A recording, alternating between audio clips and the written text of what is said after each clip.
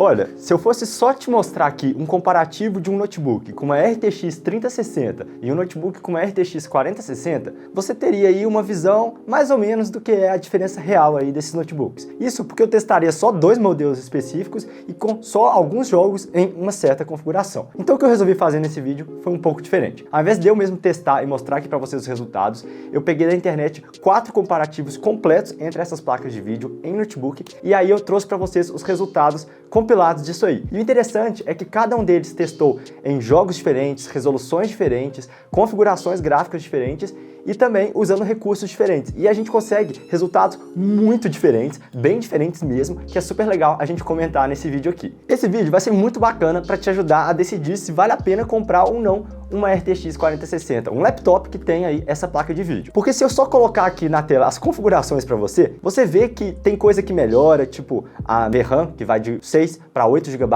tem coisa que piora, por exemplo, a largura de banda, a velocidade dela piora, o número de CUDA cores também piora. É muito difícil a gente fazer uma comparação baseado só nisso que a gente está vendo na tela. O que eu vou falar aqui são 3 grandes vantagens da RTX 4060 que eu consegui descobrir durante as minhas pesquisas e claro que a gente usou como base esses outros testes que eu vou deixar links também na descrição e no final do vídeo eu falo mais sobre eles. Bom, então agora para a primeira vantagem, eficiência energética. Lembra dos notebooks da geração anterior, os RTX 30 alguma coisa, 50, 60, 70? Eles tinham um grande problema, que para atingir o máximo desempenho dessas placas de vídeo, a gente precisava rodar muitas vezes em 100, 120, 140 watts para ele realmente atingir um desempenho. Pensa um notebook compacto com 140 watts só na placa de vídeo lá dentro. O notebook Dell G15 que eu testava aqui no canal passava de 100 graus Celsius. A gente tem muitos outros notebooks que atingem gargalo térmico porque a temperatura esquenta tanto que ele tem que frear o desempenho. E o que a gente ganhou com essa nova geração é uma coisa que eu acho muito relevante. E talvez o principal ponto, e eu já tô falando direto aí com vocês, que é a eficiência. A gente viu um comparativo que uma RTX 3060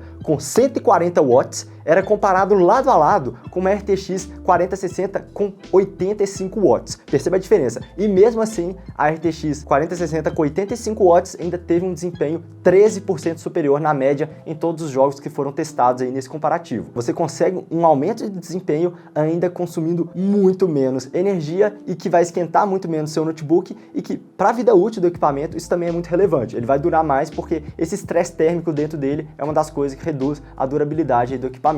E o segundo ponto é um ponto muito relevante aí para os gamers, que é um novo recurso que veio com o DLSS 3, que é o Frame Generation. Não falei um tanto de coisa confusa aqui, mas em resumo, a gente já tinha a geração passada do DLSS, ele pega uma imagem que é renderizada em uma resolução menor e a inteligência artificial vai lá e aumenta essa imagem para uma resolução maior. Você gasta menos recursos da placa de vídeo para gerar a imagem e depois faz esse upscaling, que é escalar ela para deixar maior com inteligência artificial. E isso dá ganho de FPS em jogos. Isso já existe na RTX 3060, continua existindo na 4060, só que eles levaram para um próximo nível. Agora, não só a imagem ela cresce, entre aspas, né, mas eles têm um recurso que chama Frame Generation, geração de quadros, que faz com que entre 2 frames reais que a placa de vídeo está renderizando ali para um jogo, ela cria uma imagem falsa ali e coloca no meio, baseado no vetor aí dos deslocamentos, dos objetos. Então assim, é um pouco mais complexo, mas também usa inteligência artificial para poder criar uma imagem falsa entre 2 imagens verdadeiras e você não percebe quando você está jogando que tem uma imagem falsa ali no meio. Então se você está jogando um jogo com 60 FPS, você muitas vezes consegue aumentar nos testes que a gente viu para 90, 90 e poucos. Então dá um ganho de cerca de 50%. Em um dos comparativos a gente viu 47% a mais de desempenho na média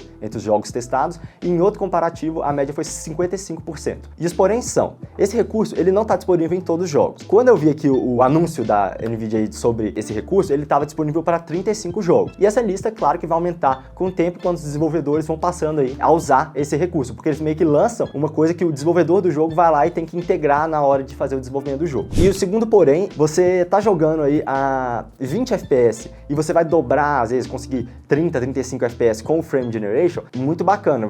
Já um jogo que você não conseguia jogar pela fluidez e agora você, entre aspas, conseguiria jogar porque o FPS melhorou. Só que isso não melhora o input lag, que é tipo o tempo que você usa mexer o mouse aqui e a imagem da tela sentir o seu input do mouse. Esse foi um ponto até que o Lucas Ishi colocou no vídeo dele e que eu concordo bastante. Se você tá vendo um jogo que já tá rodando a 40 FPS, que tem um input lag bacana já, você aumentar ele com o Frame Generation, vai rodar mais liso, vai ficar bacana. Agora, se você pegar um jogo que já tá tá rodando a 20 FPS, 30, pode ser que usando o Frame Generation você consiga mais fluidez na imagem, mas realmente o input lag continua sendo um desafio para você jogar. Então, assim, ele é uma solução bacana, mas não também resolve todos os problemas. Você já tem que ter um FPS mínimo para não ter input lag alto. Bom, agora vamos para a terceira vantagem, que é realmente o desempenho. E essa vantagem variou bastante. Nos 4 testes que a gente viu, um deles, que foi até o do Lucas, o desempenho foi 5% maior com a RTX 4060. Em outro comparativo, 13%. Teve um outro comparativo que a diferença foi de 18%, que foi o do Gerotech,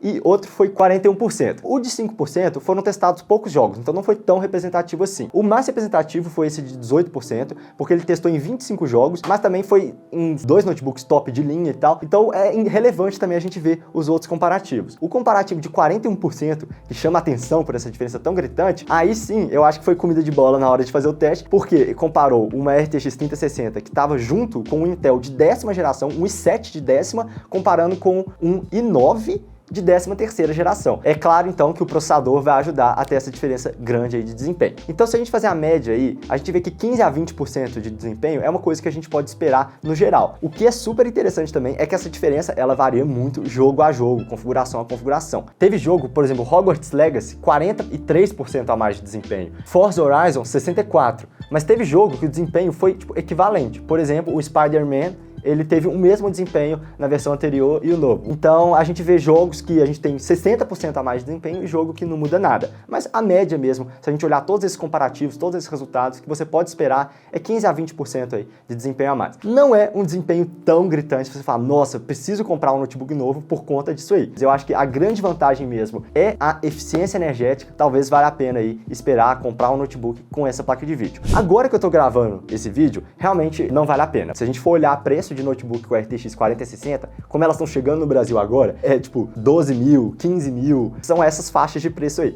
E aí, claro que não vale a pena. Um notebook com RTX 3060 hoje custa aí 6 mil, acho que você compra um. Então você pagar o dobro para ganhar 20% a mais de FPS e esses recursos, aí também, claro que não. Agora, no futuro próximo, eu acho que essa diferença vai diminuir, e quando a diferença for R$1.000, R$2.000, com certeza o 4060 seria uma compra melhor. Pelo menos é a minha opinião. Eu adoraria saber o que você acha. Então, se você quiser comentar aqui no vídeo, entrar lá no canal de Telegram, até para falar a sua opinião e também acompanhar as ofertas, porque lá a gente vai colocar quando a gente vê um notebook 4060 num preço bom, um que a gente recomenda, a gente vai mandar lá no Telegram e você pode acompanhar por lá. Esse vídeo é um pouco diferente porque eu não fiz os testes, mas eu realmente comparei vários testes na internet para trazer esse conteúdo. Se você gostou, não deixe de me falar nos comentários para ver se esse modelo de vídeo é de ajuda, curte esse vídeo aqui, e também um agradecimento grande aí aos canais o Lucas Hirsch, Gerotech, Hubwood e Testing Games, que foram os vídeos aí que eu usei como referência, e claro que eu vou deixar na descrição aqui desse vídeo. Bom, e agora se você também está curioso da RTX 4050, que vai ser até um notebook bem mais barato, o custo-benefício maior, eu vou deixar um vídeo aqui do lado para você saber mais sobre ele.